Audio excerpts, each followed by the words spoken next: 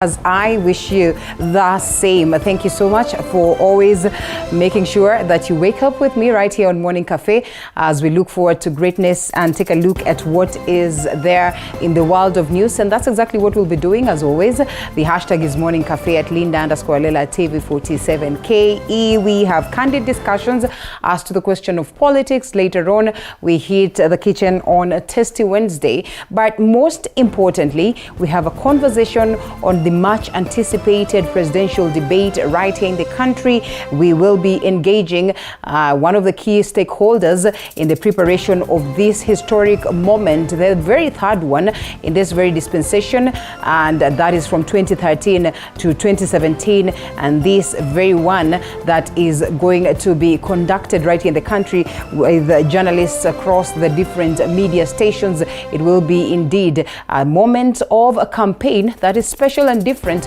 perhaps that one that will allow the voter, including those ones that are undecided, to make that crucial decision, because it's on the very same platform that you listen to these individuals, you listen to the most basic and important things that they present to us, and you analyze, maybe make a decision based on that. So it will be a conversation that you do not want to miss out on. Make sure that you keep it right here as we continue to speak about the question of the high cost of living. Perhaps time has passed where Kenyans, would say they're voting based on tribes and all that. It is about issues. It is about what is this leader coming to bring in terms of change to your life. And so we engage them in terms of understanding how they will deal with corruption, how they're going to deal with the high cost of living, how they're going to make sure that they take Kenya to the map in terms of relating to the rest of the global fraternity and so much more. We welcome your feedback once again, as it is always good to sample them as we continue with the broadcast. So as we get to this, remember, we'll be looking at what the papers detail this morning as always, and also what it is that my team has prepared in terms of news. So karibu sana. Once again, my name is Linda Lela and the broadcast is Morning Cafe, begins right away. The Standard newspaper, the Daily Nation, as well as the People Daily are the papers that we're looking at this morning. And just a view or a sneak preview of what is playing out on the People Daily, you realize that most of the stories that have been captured on these papers are more or less the same. This quite unfortunate case of murdered, a story captured on page 8. Youth lived life on the fast lane, but just what really, according to these funds that they were using to enjoy life. This also is a story that has been captured on the front page of the Daily Nation. They say cash, crypto deals, and 4 murders, and police say they are investigating whether victims were involved in only fraud. And yes, it's a mystery of 4 best friends who disappeared mysteriously before their mutilated bodies were found dumped in Kijabe Forest and in Magadi, and led lavish lifestyles on questionable sources of wealth. Some had dabbed in crime, but who wanted these young men dead? That's the question. A story that has been captured on page 10 of the Daily Nation. And so we'll be expounding to get to understand some more on what really could have informed this. We have seen the parents as well as relatives or some of these, that could have been students. One was actually a student at Kenyatta University, was supposed to graduate, and the dad really, is a little bit confused as what could have informed this, but then he speaks hugely of the kind of lifestyle that his son led that was luxurious for sure, and he says he had really not understood where he was getting the money, in as much as he kept on telling them that he was involved, in online businesses that really funded his luxurious lifestyle. And so we'll be looking at that as we continue. Another big story that has been captured on the People Daily: tough times or tough road awaits the IEBC. That is on question of the polls, credible polls, leading candidates, just like voters would want to know if the gadgets will work on election day, and if audit by KPMG then will be implemented on a time. A story that has been captured right there on the front page of the People Daily. What next after the KPMG audit? And on the question of the voting kits, just how well are they working?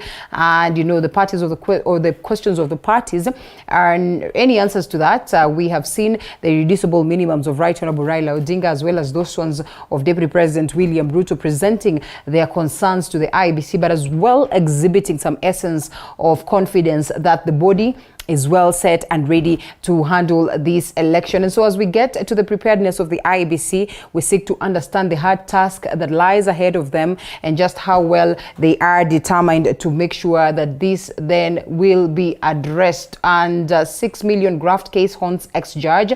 That is a story that has been captured on page 9. And I mean, one of the key things that we seek to see this presidential candidate's address and whoever is going to get to presidency is the question of graft. And therefore, even as we look forward to this presidential debate, we get to understand the answers, or we seek to hear the answers that they will be presenting to the people, convincing us that indeed they'd be able to address the previous cases of graft as well as those ones that are likely to culminate during their reign. Senate passes bill on the 10 trillion shillings debt ceiling, and President also signs 10 bills into law but rejects a controversial one on ICT. That has been captured on page 2. And yes, the Senate had passed the motion as well as adjourned that sitting that is yesterday. And so we're looking at that. We get to understand whether it's a plus or a negative for the people of Kenya and what really could have informed for them to have passed this after the first time they were not able to garner the quorum that would be good enough to address the same, or for them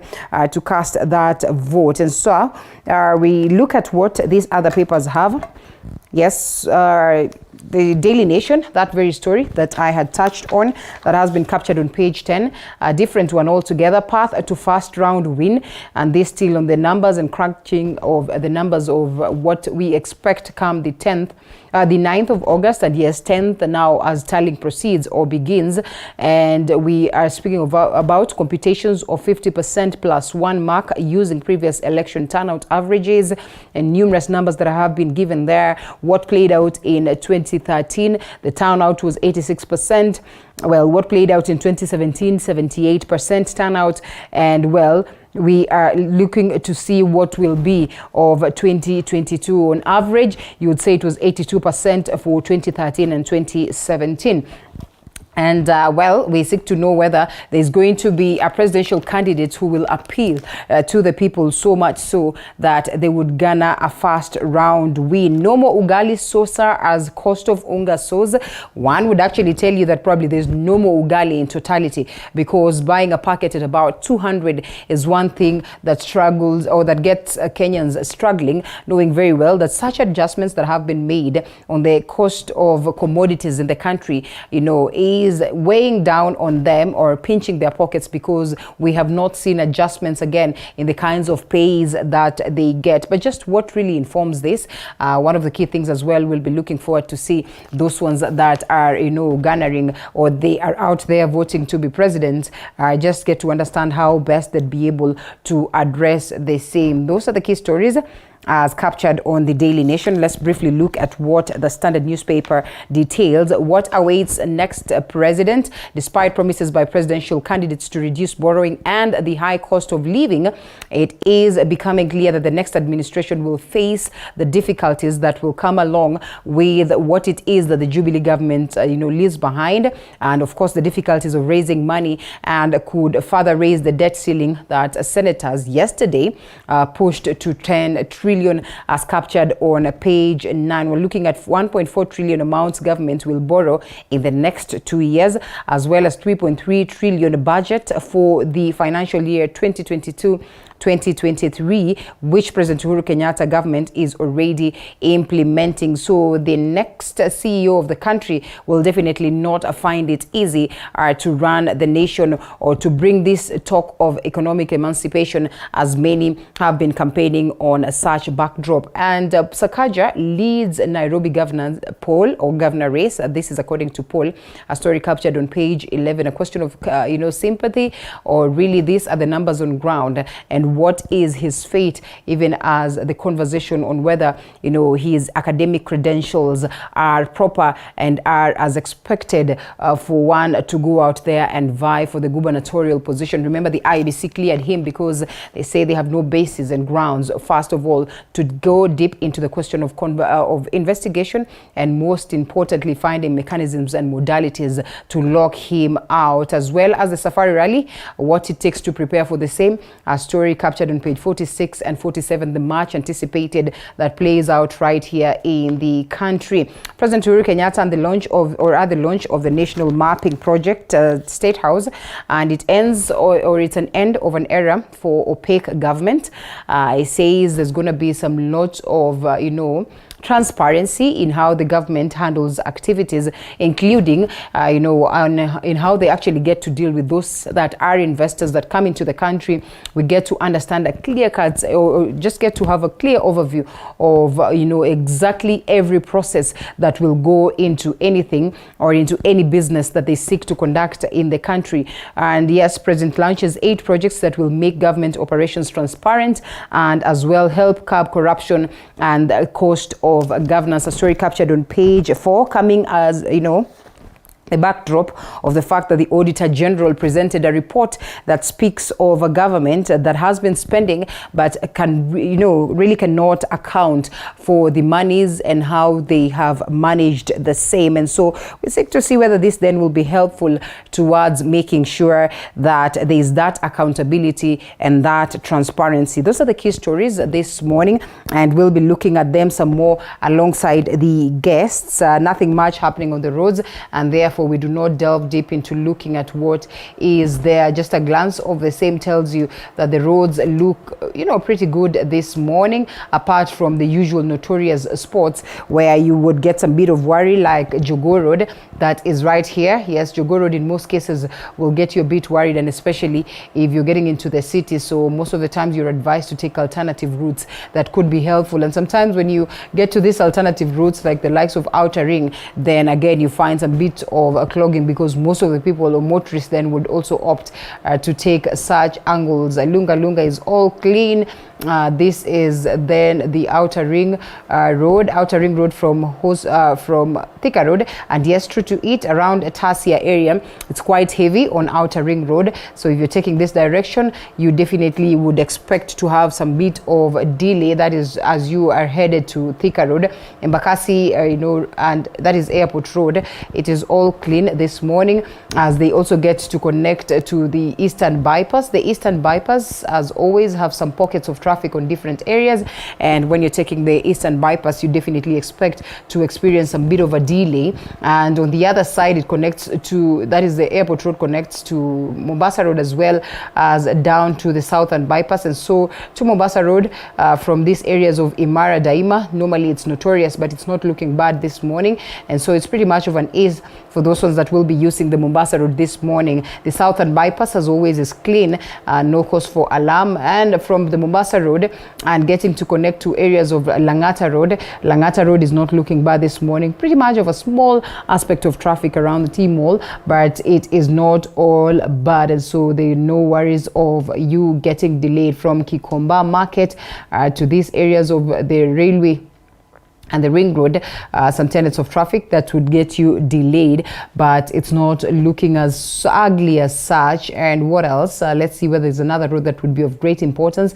Parklands area, Ojijo Road, it's all good this morning, and so there's no cause for alarm. This is pretty much where we are. Limuru Road as well is clean this morning, to and from and connecting to these sides of Muthaiga, and Muthaiga Road down all the way as you come to connect to Thika Road is not looking bad. It is at around this area where you get tenets of traffic, because you find from Muthaiga Road, from Kiambu Road, and then from Thika Road, vehicles are trying to get to the city through Pangani area. So most of the times this place would be notorious, when it comes to the question of traffic, but it doesn't get you delayed so much so you just probably be needed to step out of the house 10 minutes earlier to avoid this in totality. And yes, Kiambu Road is clean this morning, as you can see, as well as the Northern Bypass and the other bypasses, and down to Thika Road. Thika Road is not looking bad this morning. This is Thika Road all the way down. It's pretty much clean, and down to the areas of the Garden City, that is to and from town. And so if you're taking that direction all the way to Githurai, not so much of alarm around Githurai there. This would be expected at the roundabout, because vehicles vehicles then pretty much many from different parts of the city, and that others just trying to get back to Githurai so they can start picking people. And so there you go. I think there's no need for us to dwell much on the roads, and we briefly take a look at some of the stories that we have worked on right here as TV47. And the Senate has passed a motion on debt ceiling as it adjourned its sitting, that is Tuesday, giving the executive an enhanced headroom to borrow up to about 10 trillion shillings. 27 senators backed the bid as 3 opposed. After a proposition by the National Treasury to push Kenya's borrowing limit from the current 9.1 trillion to 10 trillion shillings, the Senate today voted on the motion seeking to amend the finance management regulations that allows Treasury to borrow extra 846 billion shillings to plug in the budget deficit. And that pursuant to the provisions of Section 52 of the Public Finance Management Act, the Senate approves the amendments to the Public Finance Management National Government Regulations 2015, Principal Regulations as effected through legal notice number 89 of 2022, thus varying the public debt ceiling to an amount not exceeding 10 trillion shillings. For the motion to pass, it required at least 24 senators out of 47 to vote in the motion's support. In this case, 27 senators voted yes, while 3 others opposed the motion, with none declining to vote either or against. These are the results for order number 19. Abstentions 0, nays 3, ayes 27. The ayes have it. The motion will, however, be passed to the President to be officially assented to as a law. Paul Monio, TV47. Order, senators. Well, still on the very same, the Senate has proceeded on a sine die recess as senators call for the House to be strengthened, with some senators claiming the 12th Parliament would have been better or would have done better if the House was independent. Further, the senators have pointed accusing fingers at the National Assembly, which, according to some of them, was captured by the executive, thus limiting service to Kenyans. With 48 days remaining to the next general election, the Senate has proceeded on a sine die recess, having introduced a total of 75 bills, out of which 17 were passed and assented to by the President. However, senators opined that they would have done better if the House was accorded more mandate, with some claiming that the upper house had good legislators compared to the National Assembly. There is no reason to fund institutions like Senate or institutions like National Assembly to the extent that we are doing if they are unable to discharge the mandate we expect of them. There is no need to equally fund the executive if they are unable to do that. Why is it that we are unable to deal with the inflation, the cost of living? Right now, Kenyans are paying 50% more for essentials like food, bread, milk than they used to pay about 4 months ago. How come these institutions are helpless? Senate, when you look at it and the functions it's supposed to perform and what it can do for this country, if Senate was given the powers that is needed and the two houses of Parliament can balance one another, then this country will be a better place for everybody. Further, the senators have accused the National Assembly for what they termed as lack of being independent, thus derailing the legislation process, further proposing that the House be accorded more strength in the event constitutional amendment takes place. Distance. It is a Senate that has been stifled by the executive when it comes to matters legislation. The Senate has done its bit by churning out legislation, but the adulterous or unholy association between the executive and the National Assembly has negated such prospects. So I look forward to senators who will be elected in the next Senate to have an environment that enables them to realize the potential of the Senate in terms of legislation.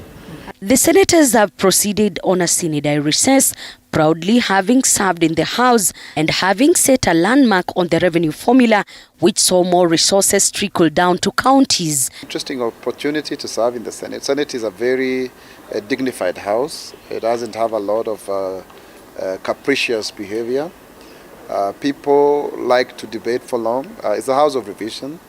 And I would want to say that it's a house that should be occupied by the sages of society, particularly people who are 40 years and above, just like it's a part of the jurisdiction in Zimbabwe, in Rwanda, in other places. But in our Senate here is really a house of mixed kind of people. I think it should be the house you graduate to when you come from the National Assembly.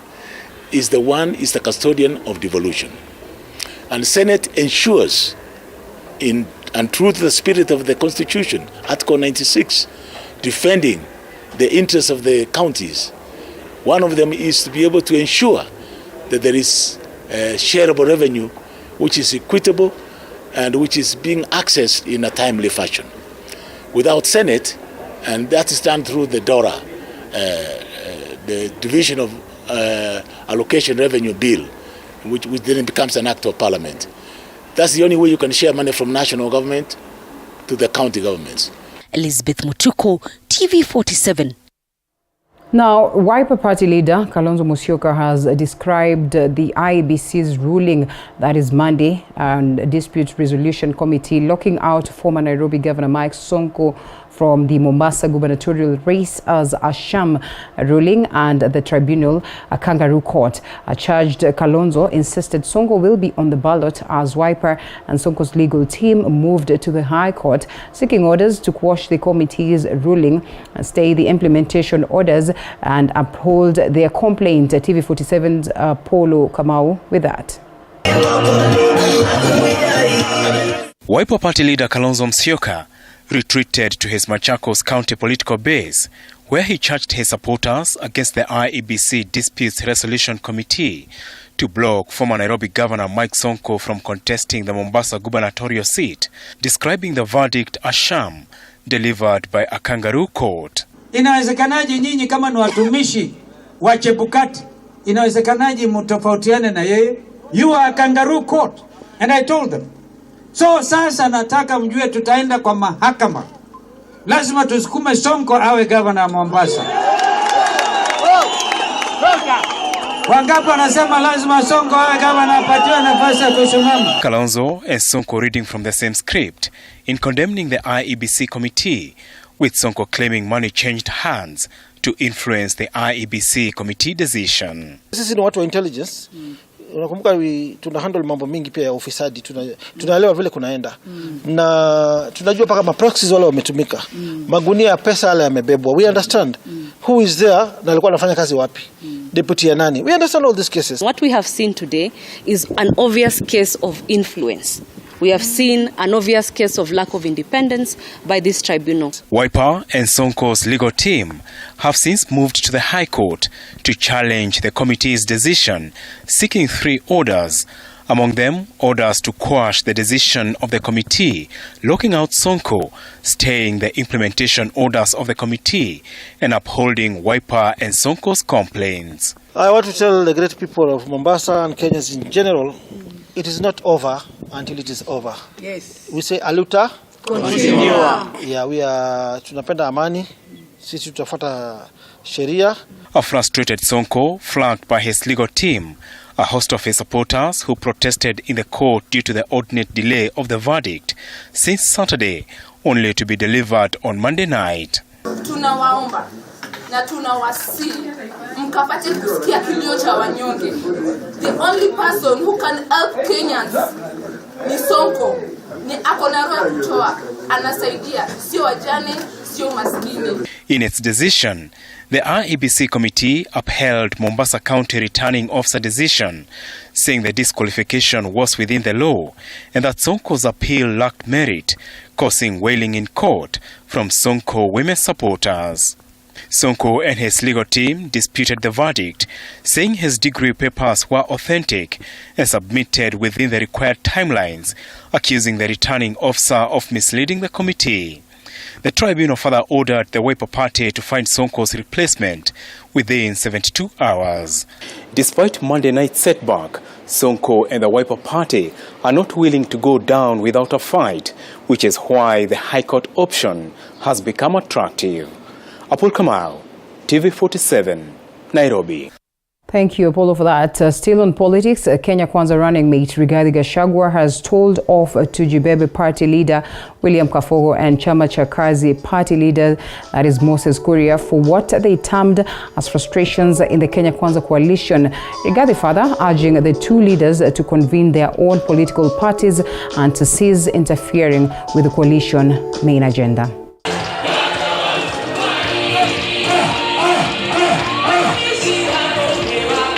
At the Kenya Kwanza Economic Forum held in Kirinyaga County Tuesday, the DP's running mate Rigathi Gachagua hit out at Tujibebe party leader William Kabogo and Chama cha Kazi leader Moses Kuria for what he said was derailing the coalition from its main agenda. We have no time to engage anybody because we are on a mission and we are focused. We know what we need to do for this country. Sisi tuko na kazi ya kufanya, ya kupanga uchumi na kutafutia William Ruto kura. Kabogo and Kuria had earlier cited frustrations in the Kenya Kwanza coalition and announced their withdrawal from UDA campaigns. In a letter addressed to the Deputy President William Ruto and his co-principals Musalia Mudavadi and Moses Wetangula. Ndugu zangu wengine tunasema check huku sijui Rigathi dictator. Tumekuwa na yeye hapa tangu saa 5 tulipofika. Kama alikuwa dictator simungeiona hiyo udictator. I want to caution our fellow party leaders, wale ambao tuko katika Kenya Kwanza. If we are in Kenya Kwanza honestly and genuinely, please, unless you are being used by the devilish forces out there, don't rock the boat from within. Rigathi further accused Interior PS Karanja Kibicho for what he said was using government relief food to win residents of Kirinyaga and have them support Raila Odinga in the upcoming August 9 polls. Ile ilikuwa imetengwa wakati ya COVID. Kibicho akavugia kwa store. Akasema atapeana wakati ya uchaguzi. Ikija hiyo chakula ni yenu, mkule tau. Wewe uko na chakula ya serikali. Unatakiwa upatie watu ya Kirinyaga na ya Nyeri na ya Murang'a na ya Kiambu. Wewe unaficha kwa store atuongojee uchaguzi. Deliberations of the Kirinyaga County Bottom-up Economic Forum are expected to form part of the Kenya Kwanza Economic Blueprint. Andrina Kilemi, TV 47. Now, Azimio presidential candidate Raila Odinga Tuesday took his politics to Isiolo County, promising to solve the insecurity issues in the county. Raila, who was accompanied by some leaders allied to Azimio, affirmed that if elected, he will revive Isiolo's economy and create more jobs for the locals. Joash Ansari with that. With less than 2 months to the August polls, Azimio flag bearer Raila Amolo Odinga pitched tent in Isiolo County. Raila, while addressing residents in Merti in Isiolo County, promised to beef up security in the county to avert the cattle rustling menace that has led to loss of lives for years. Hakikisha kama usalama imerudi hapa. Kweli. Kitu muhimu zaidi katika taifa ni kwanza usalama ya wananchi. Ndio, kabisa. Hatuwezi kuishi katika nchi ambayo watu wengine wanatoka ngambo ile na bunduki, wanapiga raia na bunduki wanaua na wanatoka na kwenda, hakuna kitu kitafanyika. Yangu ya kwanza kwako baba, ukiunda hii serikali kwa sababu utaunda na wewe ndio next president. Tusaidie tuweze kulisha malisho yetu kwa njia ya amani bila kusumbuliwa na raia kutoka kaunti. Raila was accompanied by COTU Secretary General Francis Atwoli.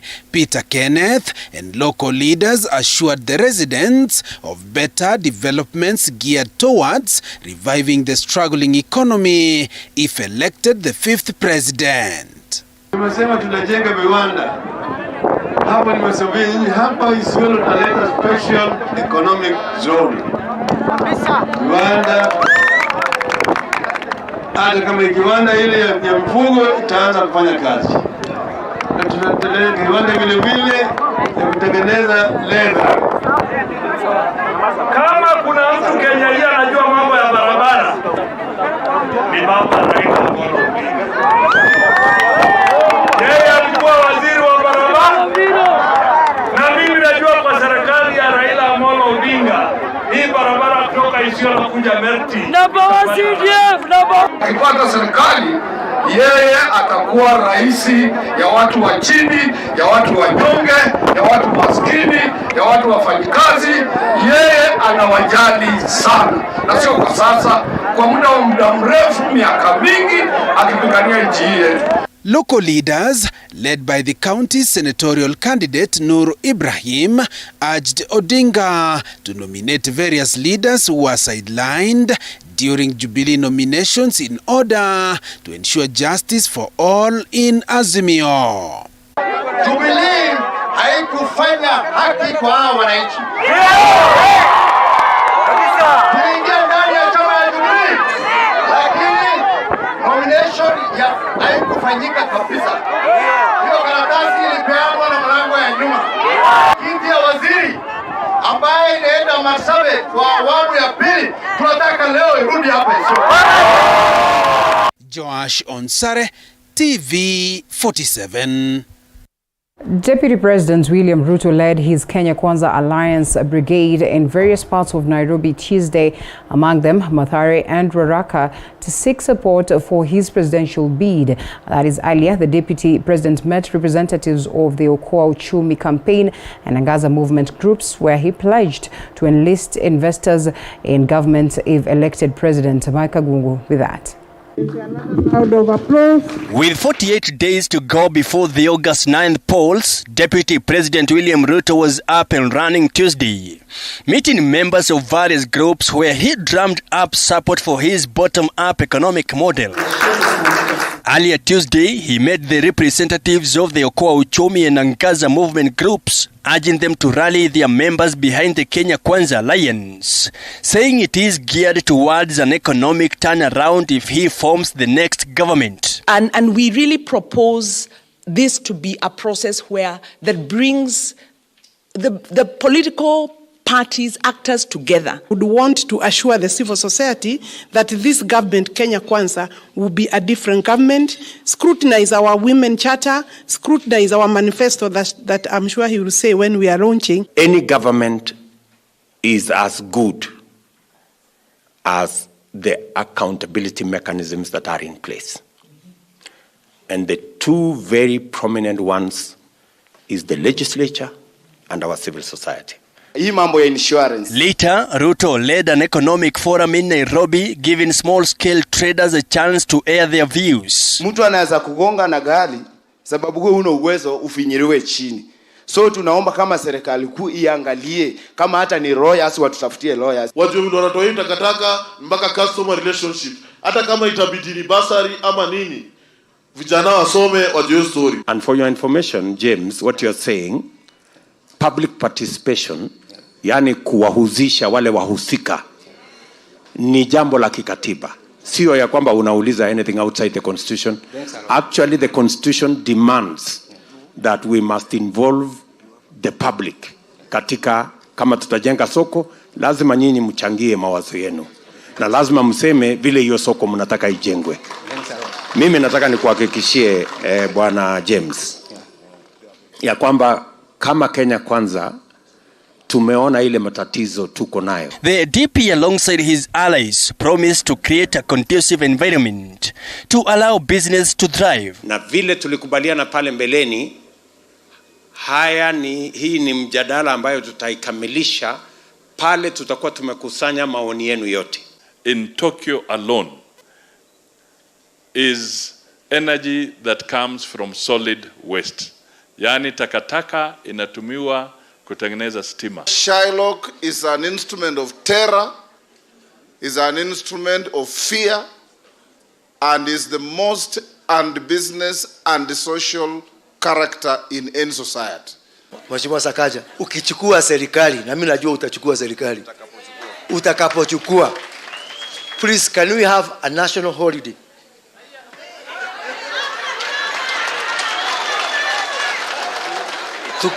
Tukule sherehe ya kuvunja NMS. Sasa ati mnasemaje? He closed the day by traversing Ruaraka and Mathare, accusing his competitors of what he termed as running campaigns without an agenda. Tulikuwa tumepanga mambo ya chakula, tulikuwa tumepanga mambo ya security ama mambo ya food security, lakini hawa majamaa wa handshake walikuja wakaondoa subsidy ya mambo ya fertilizer. Ndio saa hizi korogoro ya unga imefika shilingi 200. Mike Kagwongo, TV 47, Nairobi. Bottom. Wapi watu wa bottom up hapa, nione watu wa bottom up. President Uhuru Kenyatta has launched 8 projects developed under the Joint National Mapping Project that seeks to improve the country's economic growth through the utilization of the data collected. And as Elizabeth Atieno now reports, the project was undertaken by young professionals in Kenya under the supervision of a multi-agency team from the security sector. In 2018, the Government of Kenya launched the Joint National and Resource Mapping Project aimed at developing and facilitating the provision and securing up-to-date geospatial data at a minimum cost for the benefit of the country. President Uhuru Kenyatta has today unveiled the final report of the Nationwide Airborne Geophysical Survey that provides current and comprehensive geospatial data covering the country's geology, including the mining sector. The remarkable nature of this survey, I also believe, is further exemplified by the production of our new topographical maps for the whole country, and this done at minimal cost. Your efforts. The Joint National and Mapping Team mapped out a wide range of resources including base metals, coal, gemstones, geothermal sports, forest cover, water bodies, precious metals, and rare earth elements. Your Excellency, sir, this team is capable of performing duties not limited to project planning, designing of aircraft navigation files and maps, acquiring data that meets acceptable standards, conducting calibrations and all corrections, perform quality control and assurance, process, interpret, and give final outputs as per client's requirements. Land grabbing and fraudulent land transaction will also be a thing of the past after the team presented an up-to-date land information database containing a record of interest in land. A number of these projects have been targeted at transforming the land sector. The digitization of land management has been made possible by having a digital cadastre for the first time in the history of Kenya. President Kenyatta pointed that the output maps have already helped the Ministry of Education in mapping out schools countrywide.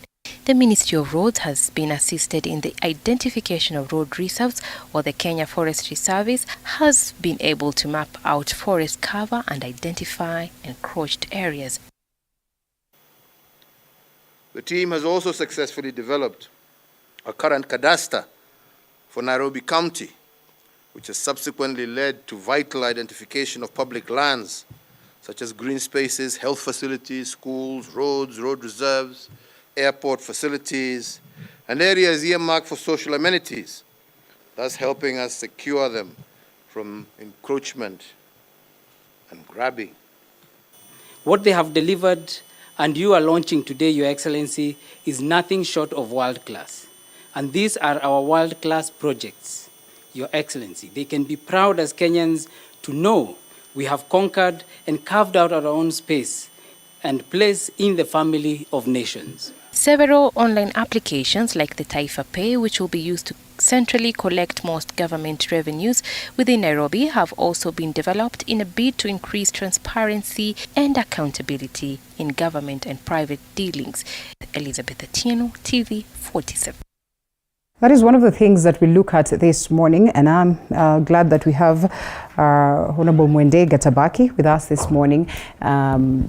probably one of the key stakeholders when it comes to the question of, talking the Huduma, Huduma services that we experience in the country, and just how this has, given us that ease of accessing services from the government. And so when we talk about these projects that have been started by, those ones that are under President Uhuru Kenyatta successfully to a point of implementation, then it's one thing that we really do not want to walk out of this set having not exhausted further.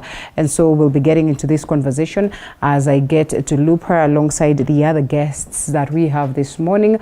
The lines are open for you to be part and parcel of this. The hashtag is Morning Cafe at Linda_Lela TV47KE, as well as deeply getting into other matters. It would be good to sample some of your comments as we continue with the broadcast. And in studio, already set for this very conversation is, yes, Mwende Gatabachi, as I have mentioned.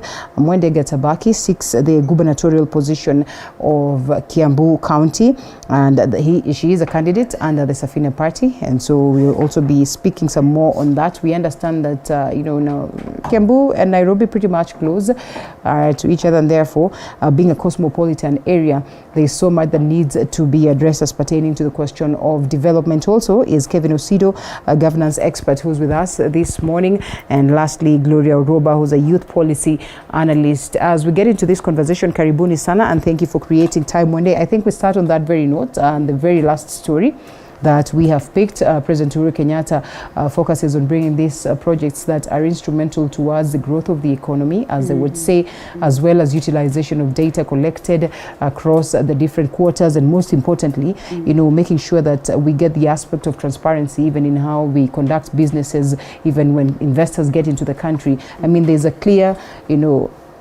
explanation as to how these activities are done, procurement processes, how they come into the country, the certification processes and all that. What does it make you feel to see that he exits the stage with these great projects? 8 of them. Yeah. Good morning. Good morning. And thank you very much.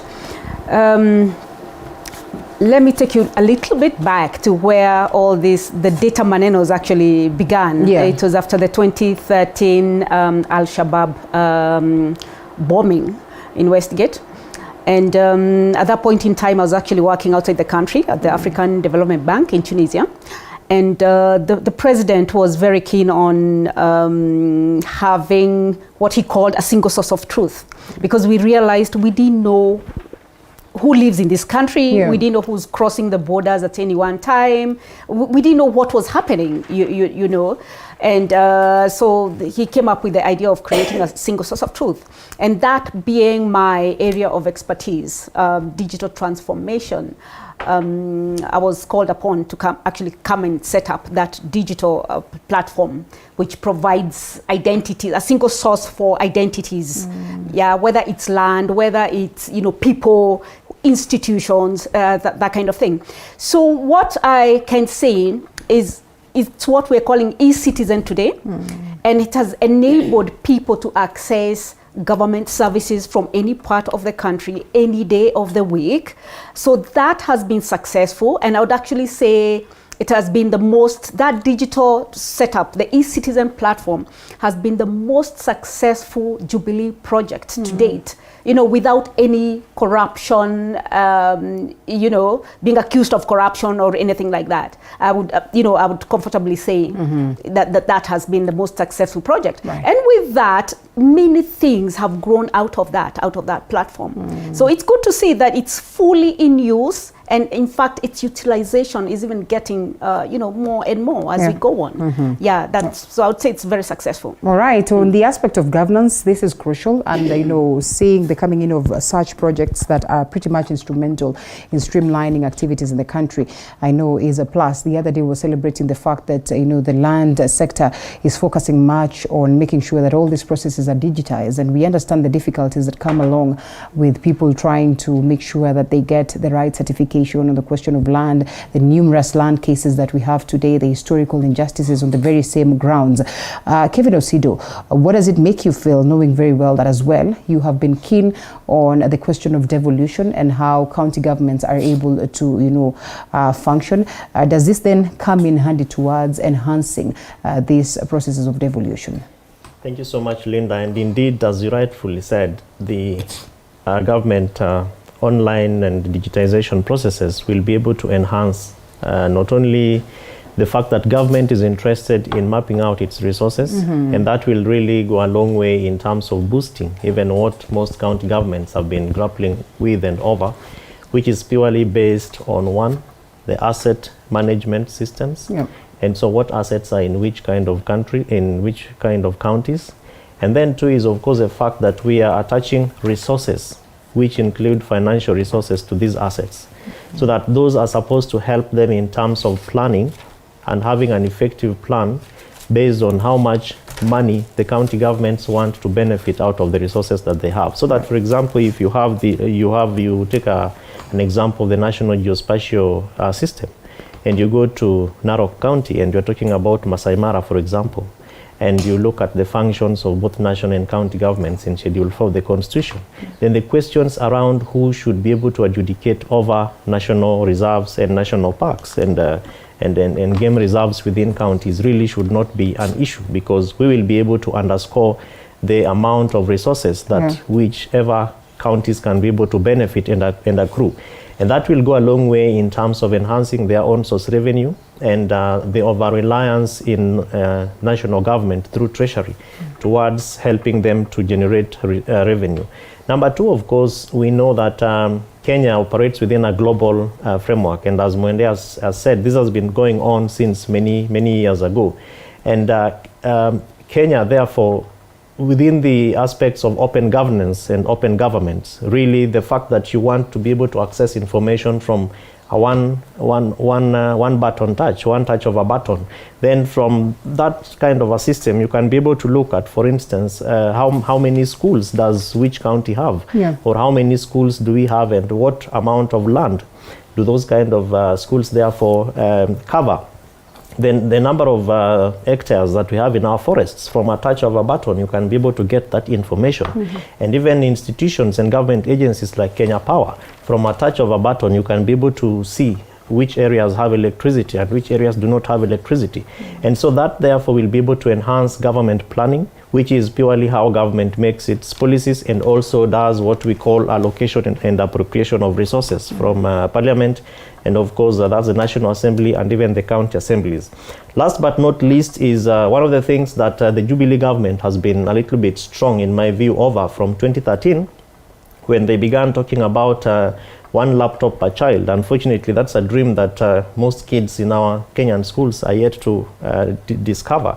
The fact that digitization formed a bigger bulk of the Jubilee Manifesto from 2013 all the way to 2017, even as we head towards elections in 47 days. So I am sure that the president is also interested in looking at what is it that Kenyans are going to remember my administration with. And so in terms of making the ease of doing business possible, enhancing government services and making it also available to the people, I am sure that they are much more concerned about the digitization aspect of what they promised in their two earlier manifestos. All right, two things, Gloria Roba. Thank you for creating time. One, I would love to hear whether you give the eCitizen platform a clean bill of health, and when we speak about that, does it then steer the confidence that even in these other digital projects that President Uhuru Kenyatta is commissioning, then we are confident that with the vast knowledge and penetration of technology, that we are certain as a country we are able to manage the questions of interference that gets us a little bit worried when it comes to handling of data that is crucial. Good morning, Alela. Thank you for having me. I think eCitizen is the beginning of a bigger picture. I'm glad actually that they have tried to put all the services there.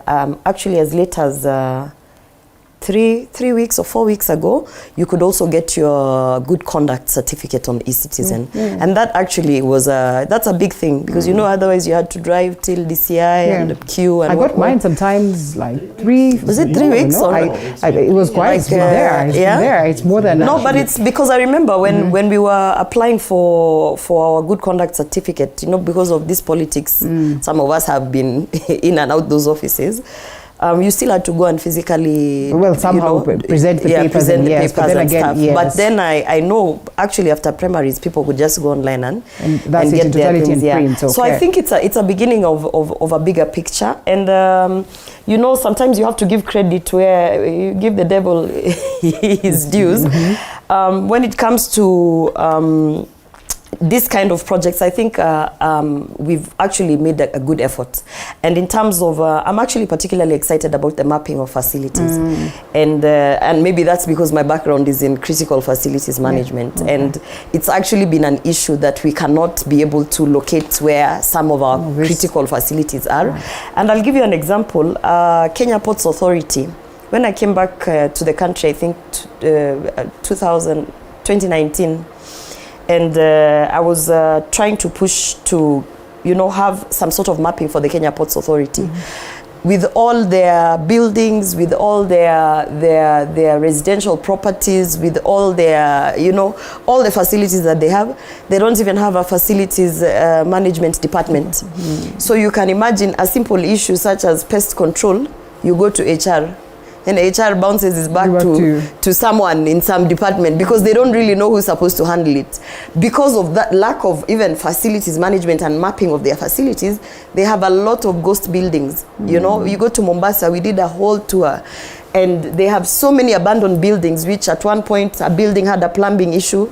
Because they don't have any mapping of it and a department to take care of it, they abandon the building, they move everybody from that building to another. So you end up having like a lot of wastage on resources. So when I saw this mapping of schools and facilities across, for me it was like, one, it's going to actually push on the efficiency. You see, we had a survey on the wastage of resources across government agencies, institutions and stuff. I can tell you, like the Kenya Ports Authority, if we are to make efficient on the facilities management and just the asset management, will save billions just from that one. So you can imagine now you go to Kenya Railways, then you go to all these other, you know, government agencies that are there. And then the issue also on mapping of these facilities, like for instance of schools, once you have, you've been able to say, to put physical addresses, that's one thing we are really struggling with in I think in Africa, not in Kenya, that you can't actually send a parcel to Alela and it reaches her home.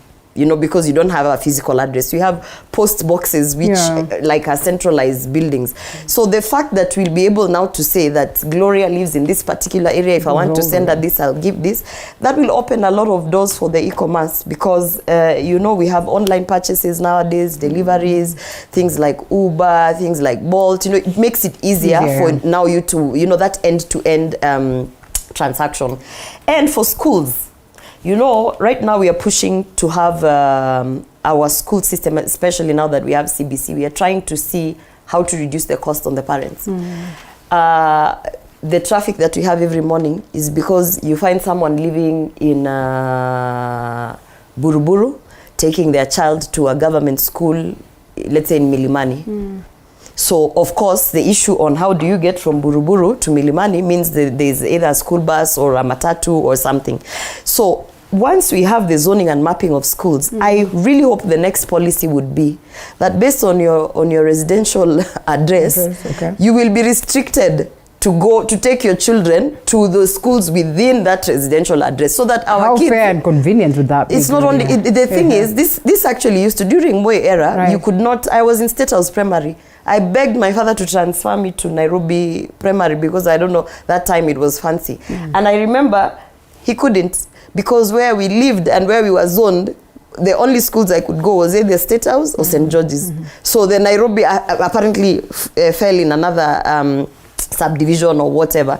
So, and you know what that does, it will force now, if there's a school that is in your home that is not either equipped properly or what, it will force the community to push and make sure that those schools are actually well equipped, they have proper teachers, because if we are restricted to take our kids to the schools within our zones, whether private or public, then what it would mean is that now we have more stake. We have, you know, now you'll be like, sasa kama Indio shule must niende, you start fighting for the things that are there. And I think that will even help us with our transport issue in terms of all this traffic that we have in the morning, children being transported three counties. Kuna mtu anatoka Isinya, anaenda mpaka Karen shule. You know why? You know, so if we do that, also it has a socio-economic impact in terms of how, you know, the quality of life, because you'll find if your kids are walking to school, it means also you've reduced the cost of living in terms of transportation. For you also as a parent, it makes you have a sense of community.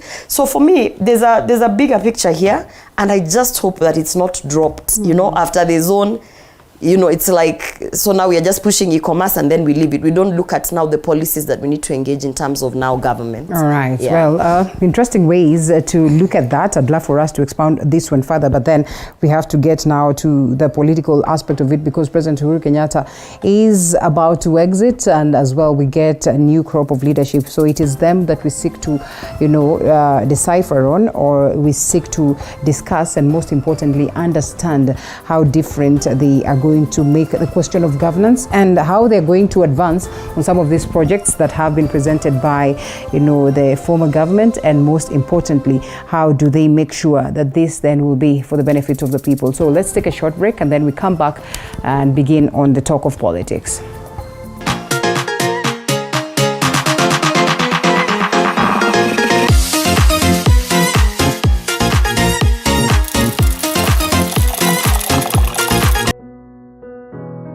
Despite being visually impaired, he is a jack of all trades. It is our quest to find answers on how to take care of children with special needs and those with disability. You do not need to see musical notes to understand music, but rather to have your soul feel the vibe.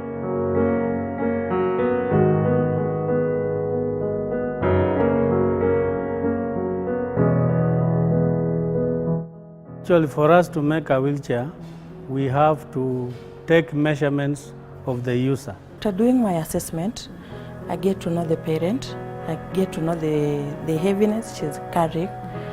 Disability comes at different stages of life.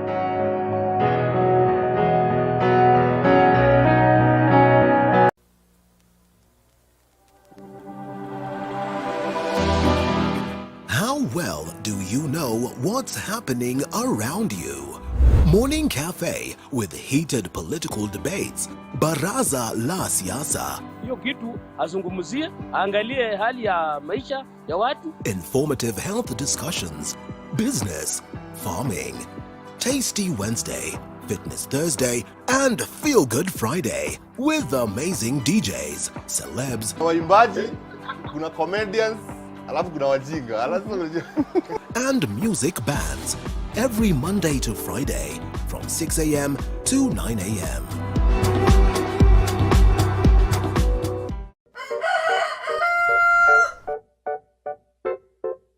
The next set of millionaires are farmers. As we know, agriculture has been and still is the backbone of our economy. As we traverse the different counties to meet different farmers, we ensure to get the story of how they started farming and even how they continue to penetrate the market and overcome the challenges. Hapa, the reason why nilieka goose na si ducks. Goose, they are very easy to maintain. A lot of farmers keep on calling, inquiring whether you're supposed to raise some seeds in the nursery or you're supposed to do them directly in the field. The greenhouse helps us control the temperature because the temperature needs to be between 28 to 32 degrees. Walk this journey with us every Sunday at 6:30 p.m.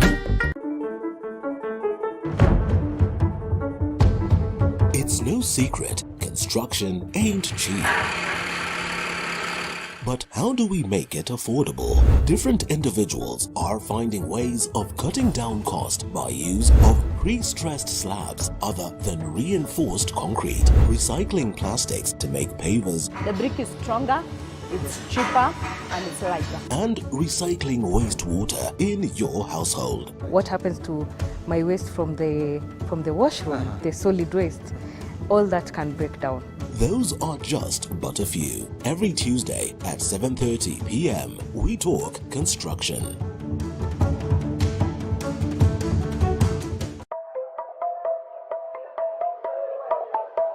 There's no alpha without an omega. There's no lead without any followers. No man is an island. We need each other. We need this conference. We say it, we do it, we act it. Kama una mpenzi wako, kila siku kama walivyosema, kila siku mwishi mapenzi. We don't toe the line, we set the standard. We don't eat the grass, we lead the pack. As an alpha male, you're also a leader. Not just women, friends and family, but to everyone else you've never met before. We are the beauty, the spice and the brains. The men's conference where men become alpha males. And you can catch us every Wednesday at 10 p.m.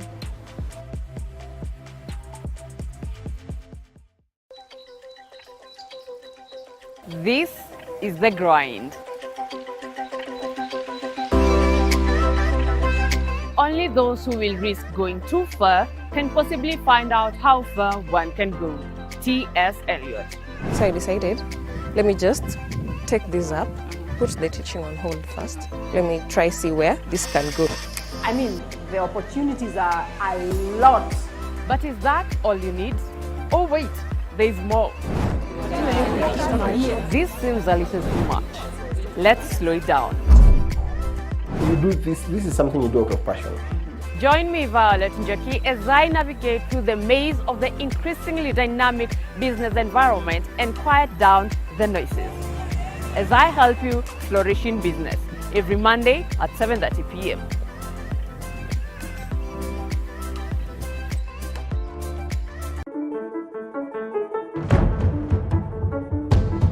It's no secret, construction ain't cheap. But how do we make it affordable? Different individuals are finding ways of cutting down cost by use of pre-stressed slabs other than reinforced concrete, recycling plastics to make pavers. The brick is stronger, it's cheaper, and it's lighter. And recycling wastewater in your household. What happens to my waste from the washroom, the solid waste? All that can break down. Those are just but a few. Every Tuesday at 7:30 p.m. we talk construction.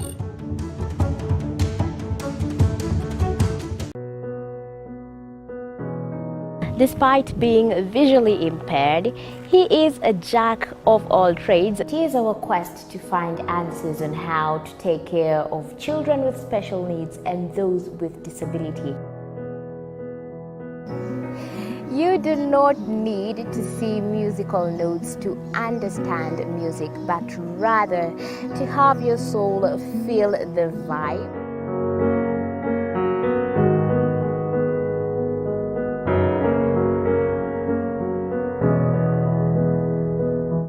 Actually, for us to make a wheelchair, we have to take measurements of the user. After doing my assessment, I get to know the parent. I get to know the heaviness she's carrying. Disability comes at different stages of life.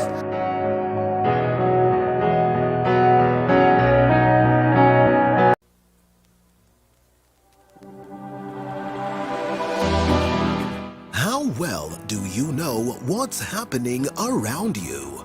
Morning Cafe with heated political debates. Baraza la Siasa. Hiyo kitu azungumzie, angalie hali ya maisha ya watu. Informative health discussions. Business, farming. Tasty Wednesday, Fitness Thursday, and Feel Good Friday with amazing DJs, celebs, waimbaji, kuna comedians, alafu kuna wajinga. and music bands every Monday to Friday from 6 a.m. to 9 a.m.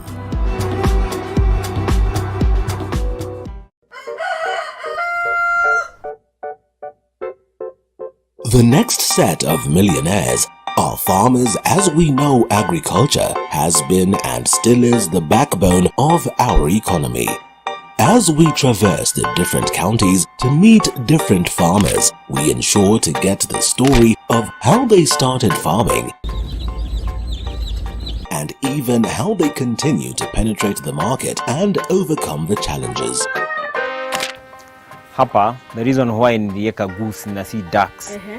Goose, they are very easy to maintain. A lot of farmers keep on calling, inquiring whether you're supposed to raise some seeds in the nursery or you're supposed to do them directly in the field. The greenhouse. How do you pay your children's education if you have nothing? Yeah. So people are what you're seeing now is people trying to do anything that they believe you can get some money out of, and we could easily let that slip away because, well, then it would be a form of getting finances or your finances in order, but not when we have such reports where we are losing lives of very young ones that are supposed to be, first of all, they are in campus, are supposed to be graduating, but then again, this is how it ends. And I'll tell you this, Kev, there is a place where you could go and you find a whole block of apartments that has students that, are literally doing crypto, literally doing online business, online writing and everything. And therein it gets you confused. And it becomes a small community. And it is an expensive community, so to speak, because if you look at the vehicles that are parked around there, then you ask yourself, just where is this gap? Where is this opening as well that gets these people pretty much involved? Linda, this is quite unfortunate. In fact, it reminds me about the work that we are doing with the county governments on security issues and particularly prevention of violent extremism. And a lot of the radicalization process, if you look at what really makes young people get radicalized and how they get enticed and excited into the scheme, it really follows through the kind of story that we see with young people who have a lot of cash getting involved in crypto deals, and if you ask them what exactly do you do, they cannot put a pen to paper and say this is what I do. Even if they are students, you go into their logs in like coursework and a lot of them miss classes. They're just in, most of them or some of them could be in campuses just as cover-ups. Like you're asked, so what do? You say you're a student, do you have an ID, and you're able to issue an ID. And if you remember at some time, especially when the CS Interior met with the Committee of Parliament, he said that Kenya, we are in such a serious state because most of the people who are running for office are actually criminals who are dealing in money laundering activities and wash and this and that, which really are illegal activities. And so that the government has put in place very strong money laundering legal mechanisms and systems that are supposed to help us arrest some of these concerns. Number two, the question that begs to me, particularly when I see young people like these ones losing their lives, is what happened to phrases like hard work pays? Now, of course, this is 2022. Yeah. We are talking very highly intense social media engagements, and people have now very many opportunities to access information.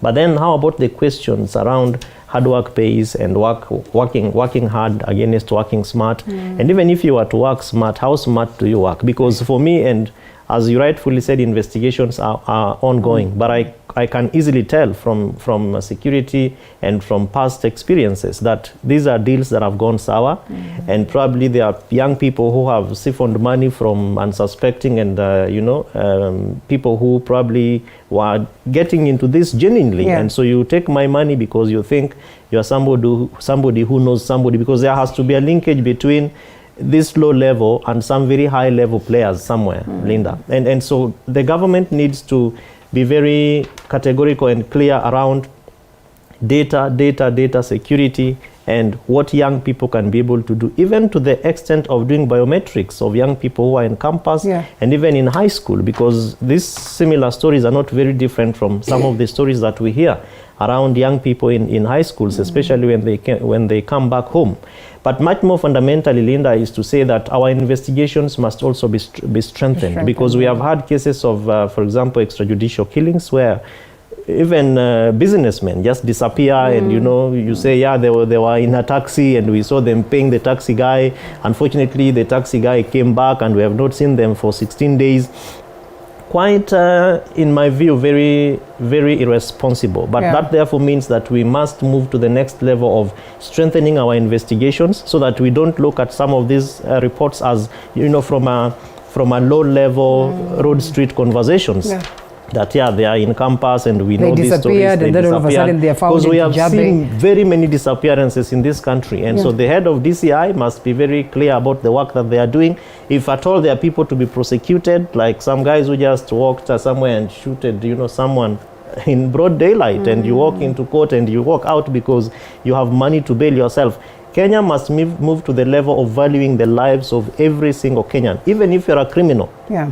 Because Article 49 of the Constitution gives certain rights to the arrested person, that you also charged, you are innocent until proven guilty. And then the law is very clear, if I could say so, around what needs to happen if you are actually guilty. So it's quite unfortunate. My heart goes to the families of these young people, but we have seen very many other young people being killed irresponsibly. The place of parenting also comes to the fore. Of course, some families are struggling. Some of them don't have parents. Some are single father-headed or single mother-headed. What happened to our society? And the fact that when I was growing up, even my neighbor would really beat me so badly if I messed up, and I remember Mrs. Awino, for example, would actually walk to my mother and say, I saw your son doing this and I really beat him, and I just came back here to tell you that you must ask him to stop doing ABCD, XYZ. So we must also begin to have conversations around the place of family, parenting, and parenthood. Well put. Gloria, this is a time where you don't just, misplace your ID. You are worried. These are the times where you won't just go and swipe anyhow. You're even scared of the teller and whether they really are going to swipe it right or not. These are the times that you just don't walk anyhow and let your phone there unattended to, or without putting a password. And hugely it's because of these systems of first of all collection of data by the very same. It's quite a huge syndicate. And I am told it goes all the way, that there are people who are in Kenya and are working with those ones that are in Nigeria and in other countries and everything, and therefore it's a cut. Even your very own M-Pesa account is a little bit worrying to handle. What does it speak of us? And I'm glad that Kevin has picked or has spoken hugely on the question of security, parenting, and all that. But the fact that it's no longer safe for everybody and anybody, it leaves us wondering. First of all, the level of security also goes to show you how desperate Kenyans are. Because if I'm earning and I have money, niko na pesa mfukoni, the urge for me to actually steal or do something, it reduces. Because if I'm earning, I'm taking care of my needs, I have legitimate work, it reduces. So I think for me, as much as we look at the whole, we look at the issue holistically, the point comes down to people are trying to get money.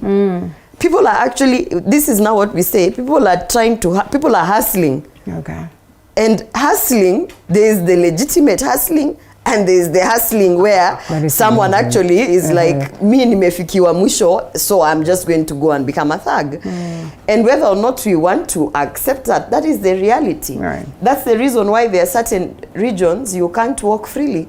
Because in those regions you have so many youth who are so desperate and whose families are looking back at them to bring something so that we can be able to eat. So they get involved in this kind of things. By the way, if you read, if you go online and on Twitter and look at one of the guys who got murdered, if you look at the comments, his friends, his classmates, and people around his community who knew him firsthand are coming to say, but we warned him. All right. Yeah. And they're like, sasa mulibia mtu 1 million Monday, alafu unatembea Nairobi tu kama politician. So you can tell from even the comments of people who were associating with it, it's like they already knew that these guys have started being involved in a life of crime.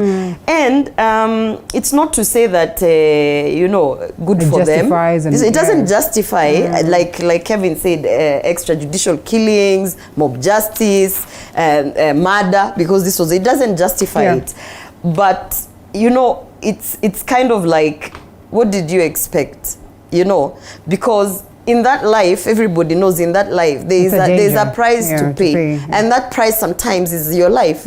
So I think one of the things, and I feel bad about, is that we are not addressing the real issue. The real issue is that we have too many young people who are looking for money and whose families are actually relying on them. So you see, these are young kids. Why were they looking for? Okay, you can say, well, they wanted to live the soft life. But believe it or not, behind that soft life, there's also that need to be able to, you know, take care of your younger brother.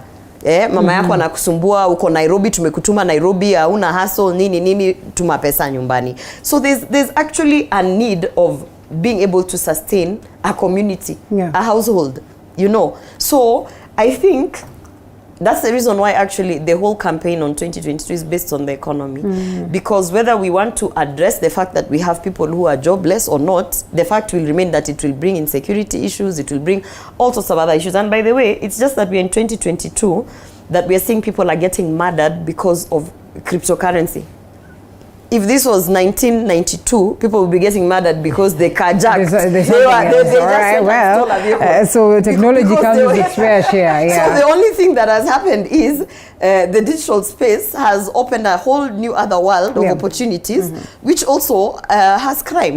Yeah. So I mean, think about it this way. It's easier for me as a youth to just have internet, go online and scam people than literally start figuring out tutajua wapi probox, tuende tungoje kwa kona gani, then nani ata nini ule ngeta, nani atachukua panga. It's a lot of voice. I can just be online on my phone and scam people. So it's actually it's the same level of crime, only that now we're in the digital world. And so now actually our agencies need to start immersing themselves in that digital world, because there's a lot more. It's not just about cryptocurrency and stuff. It goes beyond. That's true. There's so much more. I mean, there's pornography, there's child porn, there's human trafficking online. Think about all the dating sites that you have where now people are pretending to be women, and you go to their houses, you get robbed. There's a whole other. It's like if our agencies were focusing on maybe Washamba Nagari, they need to change that, because there's a whole other world online and it involves so much more. And actually, I think it's a good thing for this to be highlighted, because our parents could also, I mean, most parents should understand that it's not just about Facebook and Twitter. Your child could be online doing all sorts of things, including trading on crypto, which you yourself, you don't even understand what currency is that. And I mean, there's one of the parents of this young man who was talking about that, and he says, you know, he just been telling me that he's in this online business, and true to it, he's had a lot of money and he's been traveling around and everything. And you know, sometimes they are clueless, but at the same time, they have an idea that there's that huge and shift and change in the life of this little one. And I remember talking to my little boy, and he was watching something about how people, you know, steal in Githurai and all that. And so he's excited about it. And I'm asking him, you're not supposed to be watching this. He's actually challenging me, telling me that I'm not looking at how they are stealing. My focus is on how they are apprehended, how they are caught, and how they are dealt with. Or the back-end engineering of it. And then you ask yourself, whichever way he could pick this from this form that would actually be dangerous eventually, and therefore it's important for us to look into it. As we close on this one, Kevin. Linda, may I just add something? Right. The one thing which I find very worrying is our boy child. If you look, anytime you see this, people murdered, look at the list. It's usually young men. It's young men. It's worrying. And even when I go to the ground, the issues of young men, actually they really come out. Yeah, so they feel that since we got onto the women empowerment, the girl child, they feel they've totally been neglected. And they feel that, for example, even culturally, the way men used to talk to the young men, you know, and kind of help them, grow up. Through the whole initiation, through the whole process, that does not happen anymore. So they feel like, unlike girls who talk a lot with their mothers, they feel, for example, they don't have a relationship with their fathers. Even when they live in the same house, they don't talk to each other, and they have no one to really turn to. So I think there's also a lot more happening in homes affecting the boy child that we are actually not also talking about. Yeah. And Kev, before you say something, I think it's important that we as well listen to what the people who are watching us are saying. They say the issue on security is in our country is just on the other level of which we have a well-equipped to make a peace. Or why is it that, yes, we are well-equipped to make peace, but why is it that every now and then we have deaths that are being reported? Does it pain them or they're happy about that? Probably the government and all that. Please, if the government can make every youth in our nation today to have at least something that can make us youth to engage our mind so that we do not put, so that we're actually able to put something on the table, the issue of insecurity then won't be everywhere as we still, as we see today. Still our issues on the government, they can get some okay, you can get that some people are educated, but due to the question of unemployment, they are out there and they are left with no choice but to involve in the questions of insecurity and poor leadership and bad use of resources is actually what has lured the youths to some of them getting into these mysterious kinds of lives. Yeah. Now, those are very good comments and they are heavy, very heavy in my view, Linda, because it shows that Kenyans are concerned about what's happening with the future of our country. And if you look at the photos, really, the average age of these young people is almost 22 years, 19, probably the eldest looks like is about 24 years. And that really, if you look at the median age of Kenya in 2022 today, is 19.1 years. What does that really mean for this future that we are talking about? And so questions around youth empowerment, and I wanted to weigh in on the place of the boy child, because anyway, look at this. I mean, most of the times you've been here, it is always Gloria alone, or it is Mwende alone. Yeah.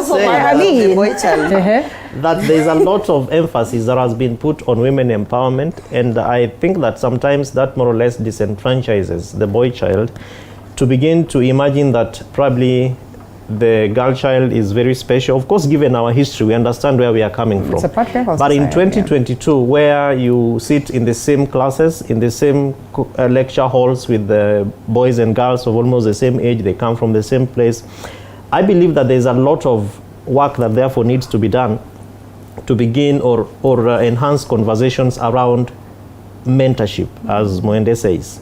I was speaking to some young people, most of them candidates in this election, and we were just asking ourselves, beyond 2022, what next? And the question around the boy child actually came up. And most of them were of the opinion that the government has not also done a lot in terms of helping Kenyans, young Kenyans, deal with self-awareness. So there's a lot of emphasis in terms of youth empowerment programs, which in most cases are also not very well communicated. So Youth Enterprise Fund, Wezo Fund, Women Fund, and all these other funds, both the 30% government procurement business opportunities.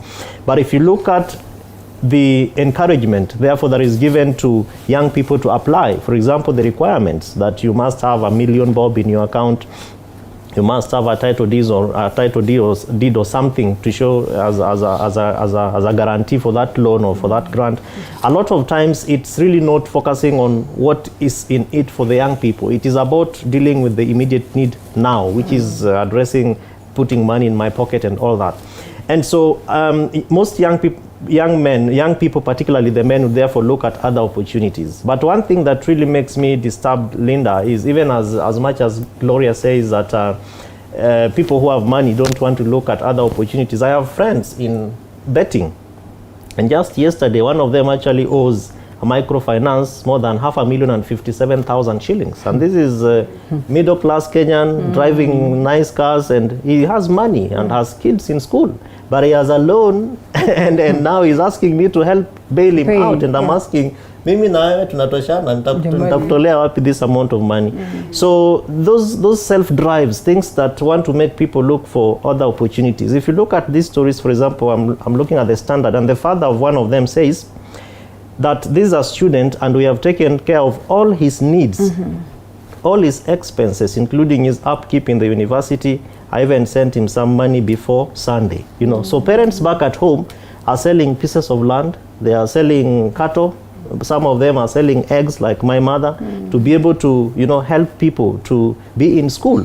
But if you look at other extracurricular activities that young men are now getting involved in, there are things that are actually sending them to their graves. So my recommendation and proposal is we must enhance the office of the Dean of Students, and particularly guiding and counseling.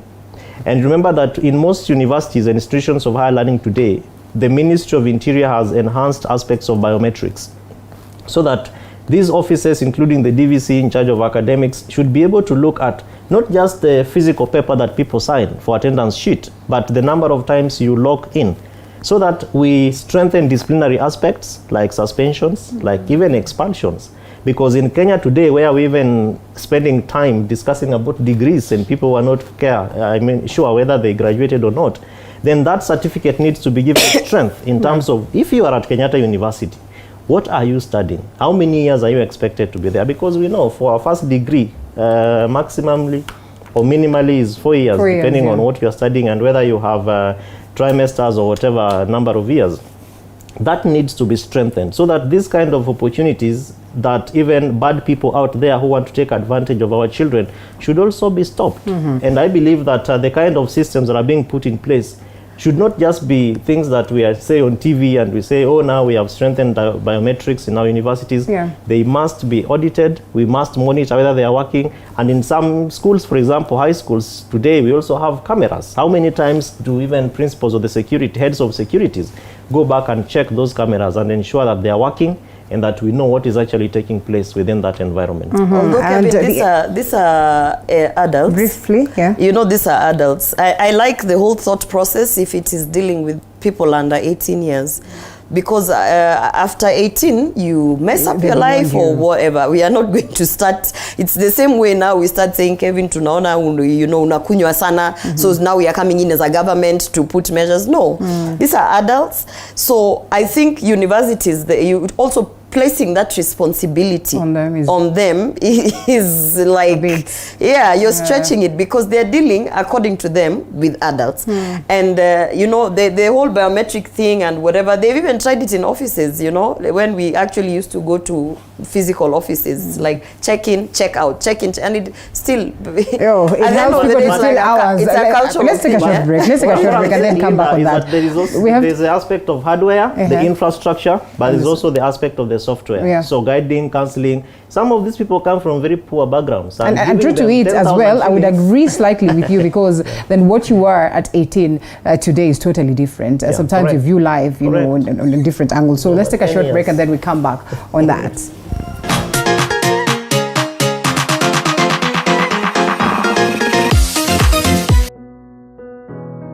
Despite being visually impaired, he is a jack of all trades. It is our quest to find answers on how to take care of children with special needs and those with disability. You do not need to see musical notes to understand music, but rather to have your soul feel the vibe.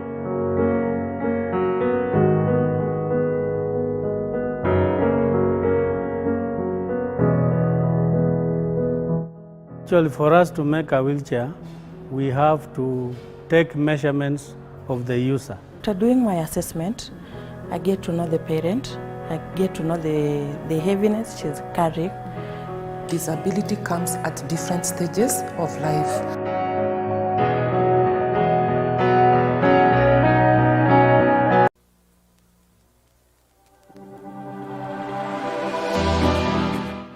Well, do you know what's happening around you?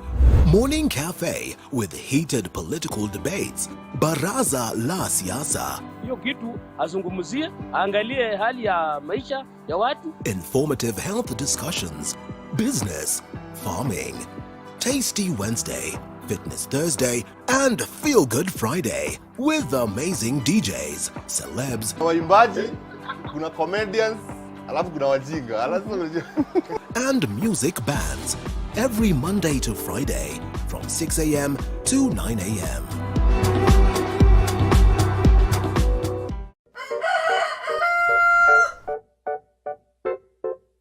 The next set of millionaires are farmers. As we know, agriculture has been and still is the backbone of our economy.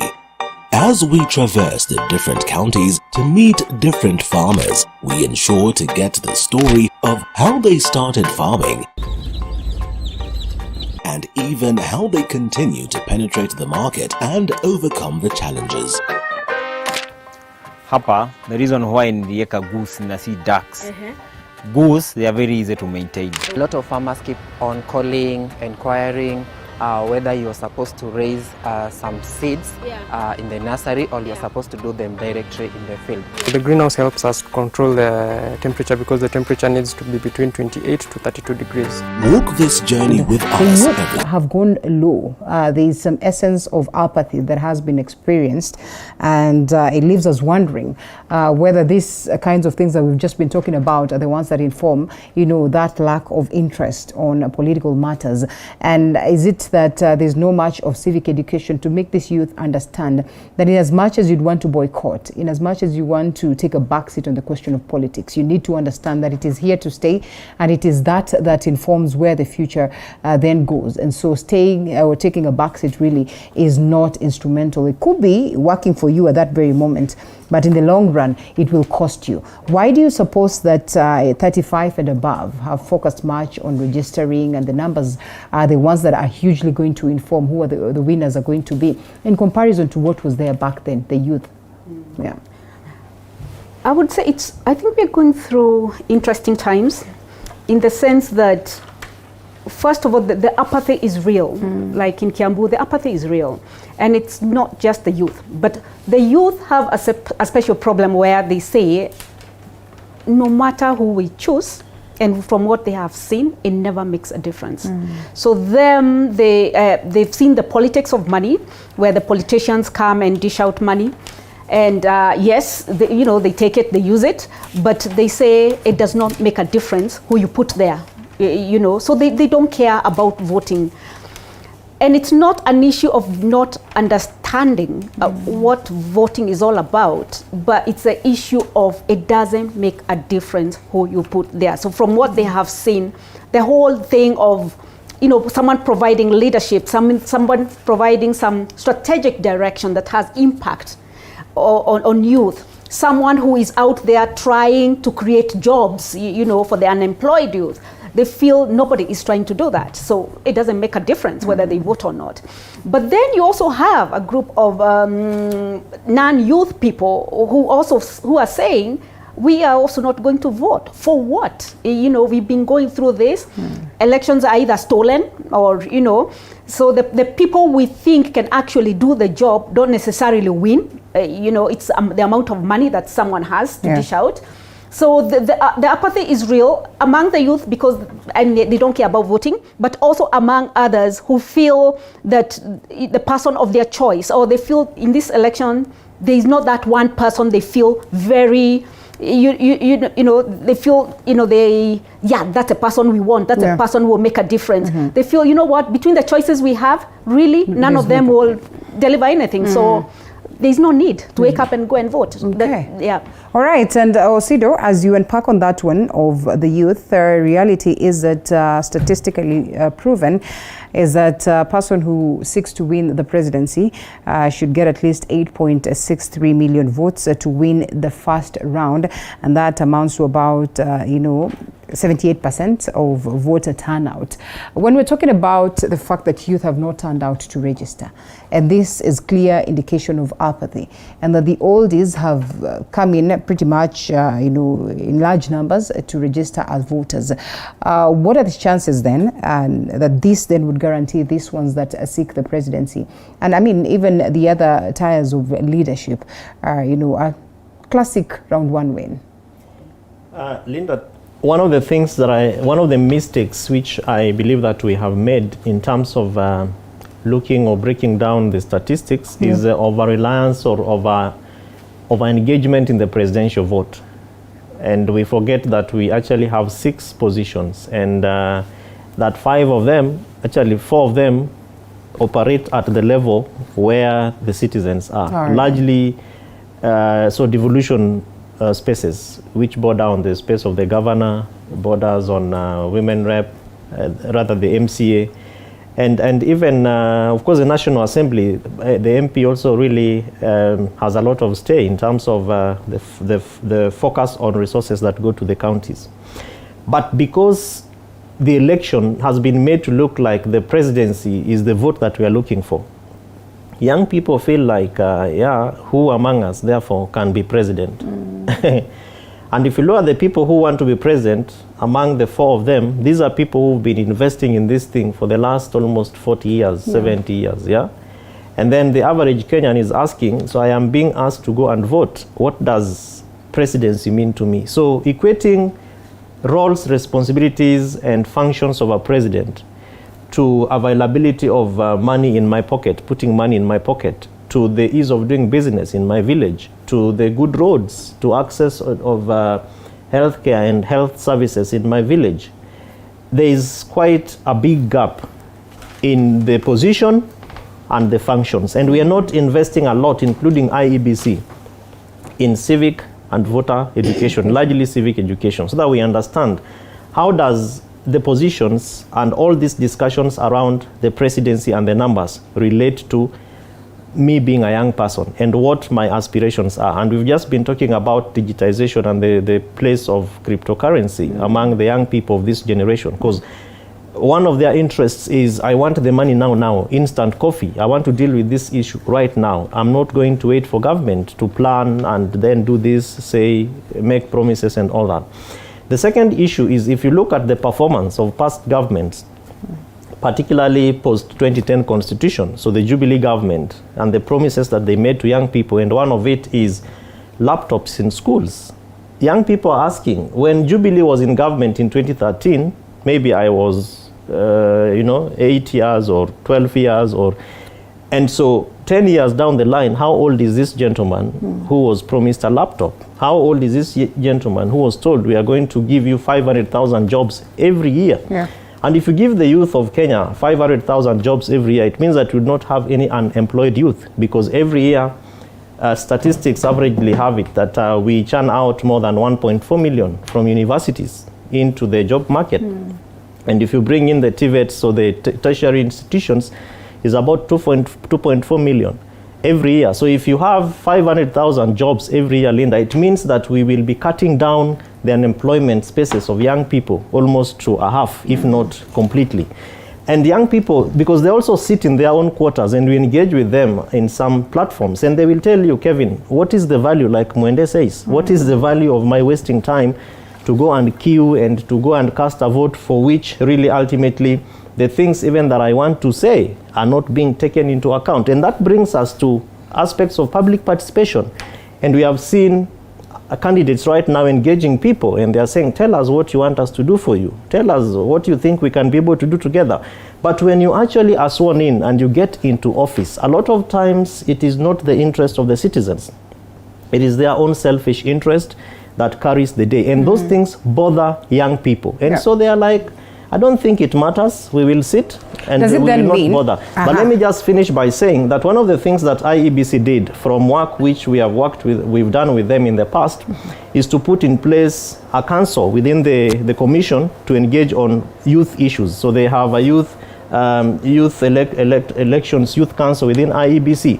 But if you look at the focus and the peripheral nature of engaging with that council, it does not inspire any young people to even want to see the value that IEBC is putting to the fact of the numbers of young people that we are talking about. But of course, 8.63 million is easy to get, because President Uhuru Kenyatta, I think, was sworn president first round, 2017, with about 6.9, and IEBC prospected 6 million additional votes. They have 3.8. So 2019 we had 19.6, 2017 19.6 million plus 3, you have 22.1 million. So getting 8.6 million is our first round win is possible, but I think given the apathy levels, and she's a candidate in Kiambu, I don't think there's a lot that we have to do in the next 47 days. Perhaps change tactics, because a majority of them have been campaigning, trying to entice the youth. And now we realize that it's the oldies that probably are enjoying the numbers. So what do you do at this very last hour? By the way, we don't want youth councils. We're tired of youth councils. Sijui National Youth Ward. Those things don't work. They have never worked. They've never been working. And even that's the reason why youth didn't engage in BBI with those youth councils. We don't want, those are not things we want as youth. We don't want them. You have to listen to the youth and think, what do they want? And then that's the direction you take. What do the youth want? These councils are set up because we understand we don't want them. How we always find difficulties in implementation. You can talk about why they were set up, how, whatever. The youth don't want those councils. Is it? I am telling you as a fact. Okay. They don't want those councils. Are only they're paraded by youth cartels, and we know that they don't have a direct impact. They don't have a direct impact to the youth, and the youth don't want those councils. Ask yourself why women consistently continue to go out and vote. Number one, they want to go and vote for the women rep. Yeah.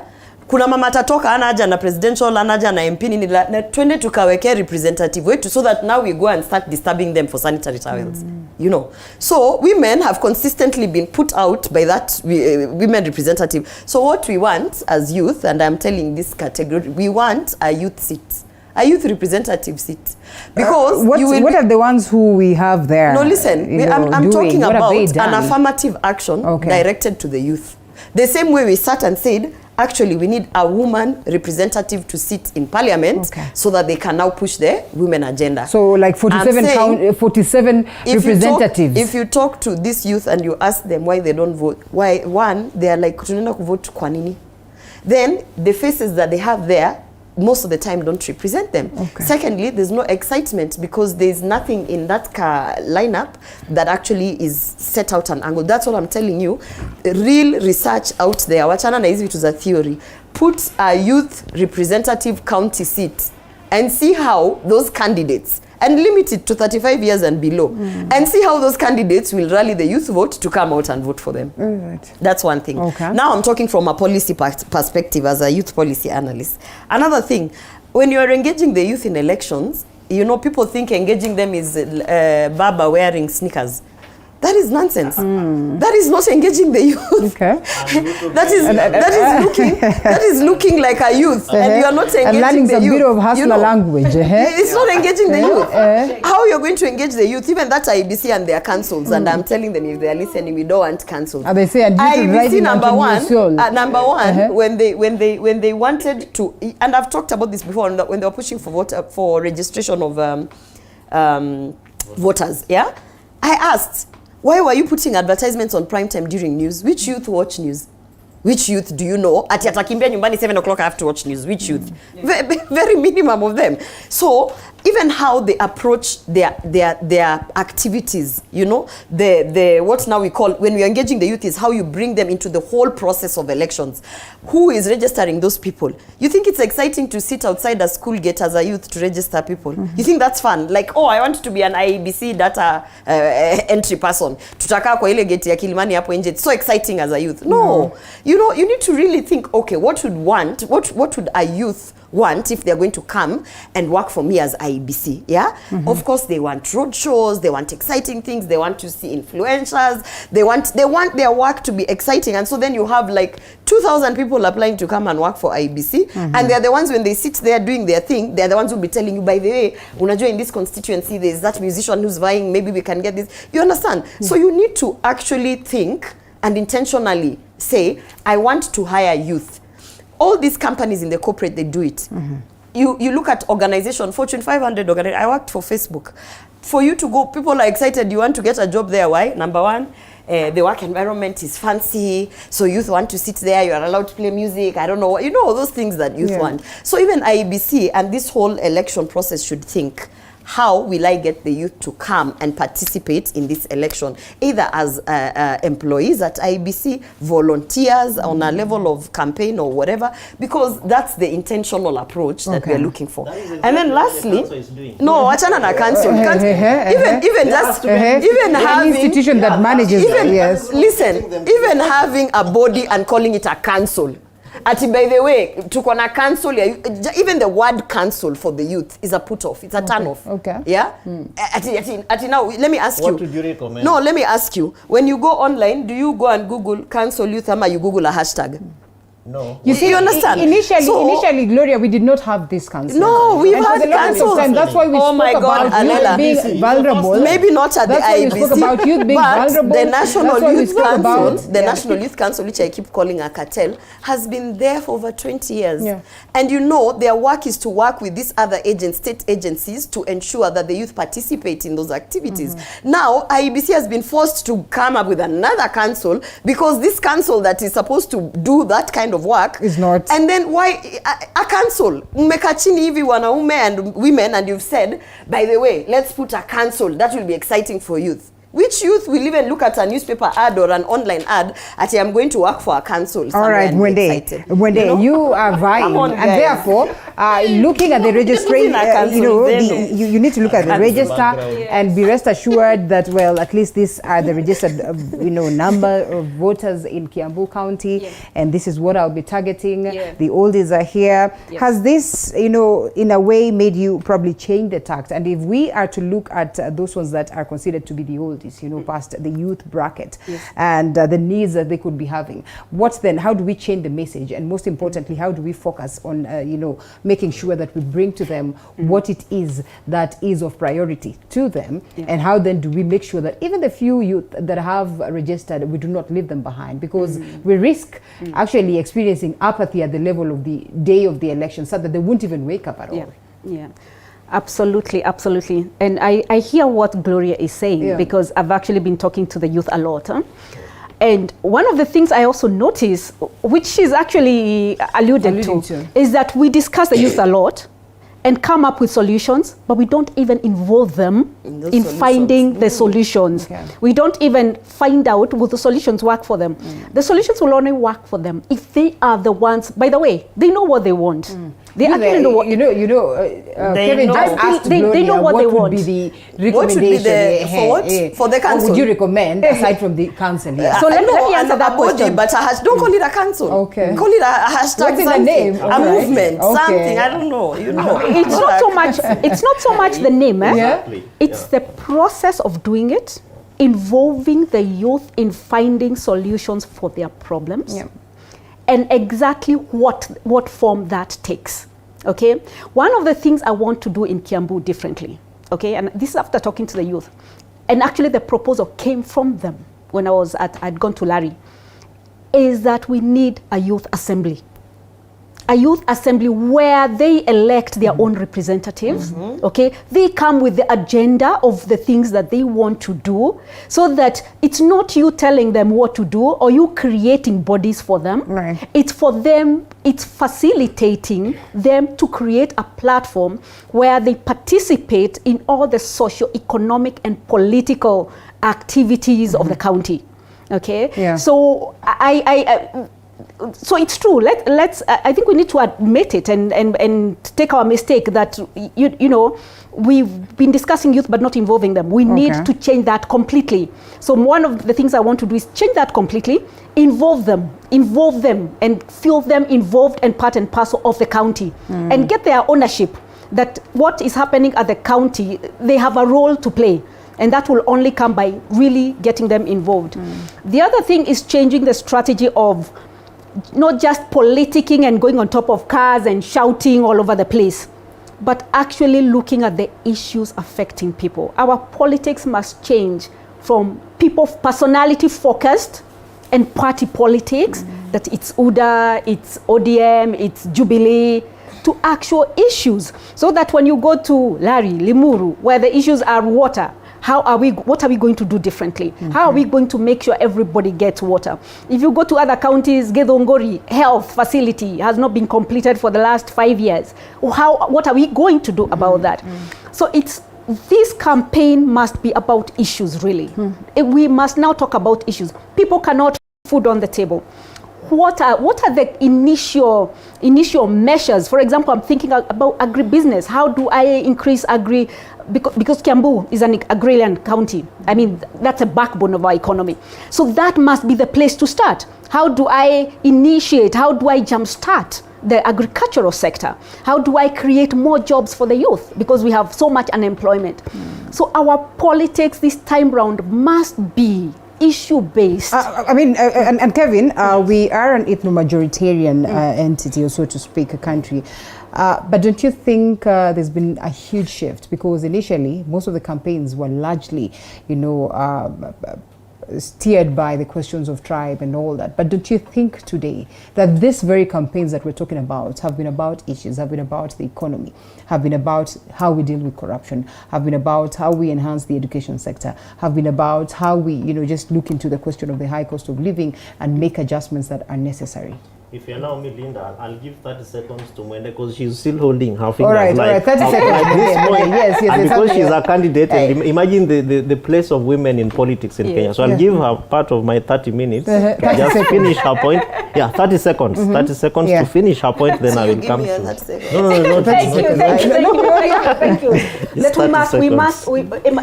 It must be issue-based. We must move away from the politics of, you know, personalities and party politics. We make them issue-based and we address the issues. We listen to the people. We listen to what issues, you know, what are the current issues. We think of the current issues of putting food on the table. The people are broke. The country is broke. How we quickly turn around that situation. And we start from there. That should be the politics guiding the 2022 elections. All right. And thank you very much. And unfortunately, that kind of politics will guide Kenya after probably 20 years. You think that is not what is guiding it today? I don't think so. Let me tell you. Tell you. Okay. Look at the conversations taking place. And I'll tell you for free that the issues that the political class is discussing are being raised by young people. I know the young people, a group of young people working for Kenya Kwanza, and a huge group of young people working for Azimio la Umoja One Kenya Alliance. Linda, I have done some of the documents and I have email references which I can print and present to studio, sending these documents, and I've been there when some of them are being talked about. The narrative is totally different. By the time you present this document and what you see happening is not what you anticipated. That's number one. Number two, so the issue is the message. What is the message, as Mwende rightfully said? Number two is the messenger. Yes, of course, we have all these youth councils, all these youth committees, the youth networks that the campaigns, secretariats, and all these people, the politicians have put in place. But that's where it ends. Tell me, for example, in the names that we have seen being proposed for cabinet from both sides of the political divide, give me any one young person who is under 35 years old by constitution. Just a minute, Article 260. Give me one name, and then we can begin to continue the conversation around. Azimio might have, but we have. Kenya Kwanza has. Yeah. I'm just saying, give me a name. A name is not we have. It's going to be published. You know, them they're the ones who announced theirs during the naming. So for us, so Linda, what I'm telling you, cards close to your chest. Yeah, we have. There are no cards because these things are public. I can share with you after this show. Kenya Kwanza, we have cabinet that have been announced. Now you're asking me for 30 seconds okay, of no, my I'm time asking. and you're interrupting me. He's talking about and you know, time is almost out, yes. and I'm wondering how do we balance fact of the this? matter, Linda, is that the minutes? messenger is also a wrong person, because even how we organize young people into these town halls and then invite the candidates, both at MCA to women rep to MP up to the presidential level, is so off. That what we think is the issue is that we have these DJs, we invite them into these halls, they are playing music, we are dancing with them, and ultimately, what is it now that you want me to say? And then we say what it is that we want young people to say, we listen to them and say, nikiwa serikalini, this is what I'm going to do. It doesn't excite the young people. What I have seen young people proposing to do is actually to identify one among their own. Unfortunately, Linda, which is why I said it will take us some very many years, is that this crop of leadership, or of leaders that we have in leadership, are not interested in mentoring the youth of today. So you will not see them walking with Gloria and telling them, yeah, in your Bobasi quest, you did not make it, but be walking with me. You'll see Gloria seated somewhere in the crowds, you know, not even at the very closest end. Gloria is always at the forefront. No, I'm using Gloria as an example because that is the fact of it. Are you listening to what she's saying? So the decision-making processes, from the message to the messenger to the decision-making process up to the implementation, has left young people out. And that is why, for me, I think that the youth are not really quite excited about this election. But as Gloria said earlier on, if you give them one of their own, and nobody will give you, because politics is a contest, you have to go out there. Of course, we saw some of them saying they want to be independent candidates. But you can't be independent president 59 years to an election. We have not seen you last year. We didn't see you in 2017. We didn't see you in 2020. COVID was happening. We were at home. You were silent. Then you suddenly show up that you want to be president. Who's president? Which country? Where? So the political elite, the networks, the political parties, again, Linda, in my view, have to really strengthen the space of the youth so that they see the value that they add. Youth have been put at the periphery as security personnel, bouncers, men in black, and people, wheelbarrow pushers, bloggers, you know. Yeah, I don't think that is what the youth are looking for. All right, lady. And by the way, one of the before we take the IBC officials. We actually closed. One of them. I have not even. let me take a short break and then request for 10 more minutes. Because I haven't weighed in on this, so you can't just close. Yeah. The youth committee, I'm told by one of the IBC officials who is watching that it's not called a council, it's called a committee. So I just wanted to clarify that. Not that you. Please allow me to weigh in. All right, weigh in so we can close in totality. Yeah. So listen, first of all, it is all about the name. Yeah? That's why we changed farming into it's called now you're a farm tech consultant into agribiz.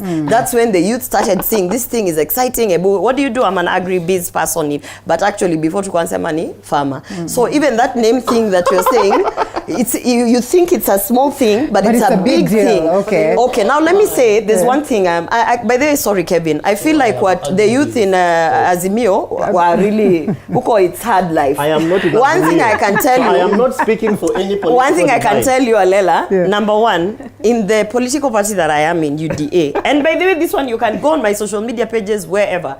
The youth are not bouncers only or wherever. Those who want to volunteer as security are there.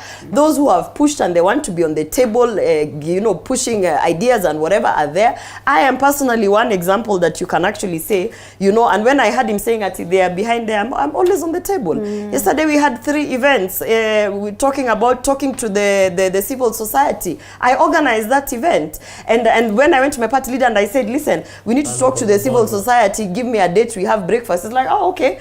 So we are actually taken seriously. Okay. When it comes to cabinet, which I'm surprised that because we haven't given the names of who is going to be in cabinet, but I have preview of it, and I'm telling you, we have youth in there. We have youth in there. When it comes to the issue of how we engage the youth, I think it's only them who are doing those things of DJs and whatever, because for us, you see us going for sports tournaments, sitting down with them. I mean, look at George Theory, for instance, how he engages the youth. For us, we are actually intentionally saying that the youth here, so these are tangible things. And then finally, as we close, very fast, on the top of our candidature, if it's about now representation and getting people excited, who is excited about a 70-year-old candidate?